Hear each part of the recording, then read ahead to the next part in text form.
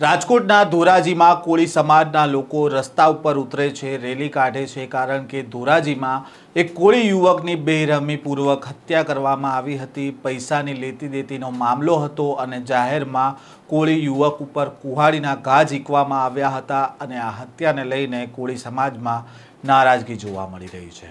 વૈષ્ણવજન તો તેને કહીએ જે પીડ પરાઈ જાનાને રે। નમસ્કાર, નવજીવન ન્યૂઝમાં આપનું સ્વાગત છે। હું છું જયંત દાફડા। રાજકોટ જિલ્લાના ધોરાજી પંથકમાં શનિવારની સાંજ લોહિયાળ સાબિત થઈ હતી। સામાન્ય પૈસાની લેતી દેતી અને જૂની અદાવતના કારણે એક આંગણિયા પેઢીના માલિકે આવેશમાં આવીને એક કોળી સમાજના યુવકની સરેઆમ હત્યા કરી નાખતા સમગ્ર પંથકમાં ચકચાર મચી હતી। ઘટનામાં 2 આરોપીઓને ઝડપી લેવામાં આવ્યા છે અને આ ઘટનાને પગલે સ્થાનિકોમાં ભારે રોષ પણ જોવા મળી રહ્યો છે અને કોળી સમાજ દ્વારા ન્યાયની માંગ સાથે વિરોધ પણ કરવામાં આવી રહ્યો છે।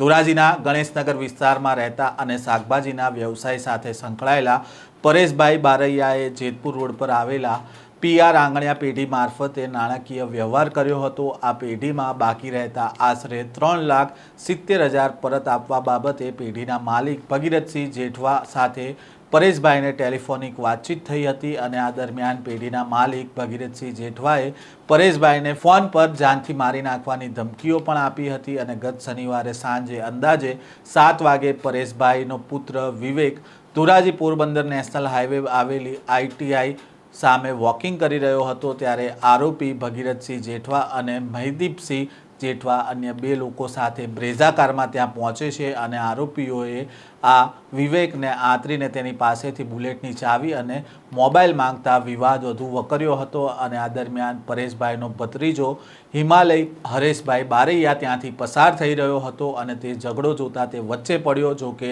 ઉશ્કેરાયેલા ભગીરથ કારમાંથી કુહાડી કાઢી અને હિમાલયના ગળાના ભાગે આ કુહાડી ઝીકી દીધી હતી તો બીજી તરફ મહિદીપસિંહે લાકડી વડે હુમલો કર્યો હતો અને ત્યાં આતંક મચાવ્યો હતો। જો કે હુમલો કર્યા બાદ આરોપીઓએ ઘટના સ્થળથી ફરાર થઈ ગયા હતા અને પોલીસે આ મામલે અત્યારે 2 લોકોની ધરપકડ કરી છે। પહેલાં તો આ સમગ્ર મામલાને લઈને શું કહી રહ્યા છે ASP ધોરાજી સિમરન ભારદ્વાજ, તેમને સાંભળીએ। તારીખ 28 માર્ચ 2026ના રોજ ધોરાજી શહેરમાં એક નાણાકીય વિવાદ સંદર્ભે હત્યાનો એક બનાવ બન્યો છે, જેમાં પોલીસ દ્વારા BNSની કલમ 103 મુજબ ફરિયાદ નોંધવામાં આવી છે।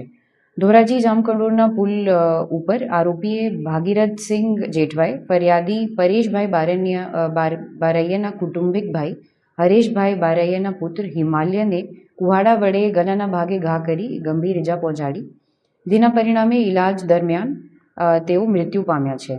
સહ આરોપી મહિદીપસિંહ જેઠવા દ્વારા બીજા કુટુંબીજનોને પણ લાકડી વડે માર મારી ઈજા કરવામાં આવી છે। ફરિયાદ નોંધતા સાથે જ ધોરાજી વિભાગની ટીમ અને રાજકોટ ગ્રામ્યની LCB દ્વારા દરેક આરોપીની ઝડપથી કાર્યવાહી કરીને ધરપકડ કરવામાં આવી છે અને દરેક આરોપી હવે પોલીસની કસ્ટડીમાં છે, જેમાં આગળની તપાસ વ્યવસ્થિત રીતે હજુ ચાલુ છે। સમાજના આગેવાનોની કોઈ માંગણી છે કે વરઘોડો કાઢવામાં આવે? સમાજની આગેવાનોને પોલીસને એક આવેદનપત્ર આપ્યું છે, જેમાં એ લોકોને વ્યવસ્થિત રીતે તપાસ છે, નિષ્પક્ષ રીતે એ બધી માંગણી કર્યું છે અને જે પણ કાયદેસર એની માંગો છે એને આપણે પોલીસ એના ઉપર આગળ વધ્યું। જે આરોપી છે એને કોઈ અગાઉ પણ ગુનાની વાત છે કે હજુ સુધી અમારા સામે એવી કોઈ માહિતી નથી આવી છે। કુલ કેટલા આરોપી? કુલ અમને 2 આરોપીઓ ફરિયાદમાં આવ્યા છે સામે। બંનેની ધરપકડ થઈ ગઈ? દરેક આરોપીની ધરપકડ થઈ ગઈ છે। આ ઘટનાની જાણ થતાં ધોરાજી ડિવિઝનના IPS સિમરન ભારદ્વાજ અને રાજકોટ ગ્રામ્ય LCBની ટીમો એક્શનમાં આવી હતી। પોલીસે વિવિધ દિશામાં નાકાબંધી કરી અને ટેકનિકલ સર્વેલન્સથી મુખ્ય આરોપી ભગીરથસિંહ અને મહિદીપસિંહ સહિત 2 લોકોની ધરપકડ કરી લીધી છે અને અન્ય સંડોવાયેલા જે લોકો છે તેની શોધખોળ હજી ચાલુ છે। આ હત્યાના બનાવમાં ગઈકાલે વિરોધ પણ કરવામાં આવ્યો હતો। ધોરાજીના ગેલેક્સી ચોક ખાતે કોળી સમાજના હજારો લોકો ભેગા થયા હતા અને સમાજના અગ્રણીઓએ આક્ષેપ કર્યો હતો કે આ હત્યા પૂર્વ આયોજિત કાવતરું હતું અને વિરોધ પ્રદર્શન કરી રહેલા લોકોએ માંગ કરી હતી કે આરોપીઓનો સરેઆમ વરઘોડો કાઢવામાં આવે, જેથી સમાજમાં દાખલો બેસે. હાલમાં કોઈ પણ અનિચ્છનીય બનાવ ના ઘટે તે માટે ધોરાજી પોલીસે પણ ચુસ્ત બંદોબસ્ત ત્યાં ગોઠવી દીધો છે અને જે ધોરાજીમાં કોળી યુવકની હત્યા થઈ છે તે મામલે હવે કોળી આગેવાનોમાં નારાજગી પણ જોવા મળી રહી છે. આ પ્રકારના ક્રાઇમ સમાચાર સાથે ફરી મળીશું. નવજીવન ન્યૂઝ સાથે જોડાયેલા રહેજો.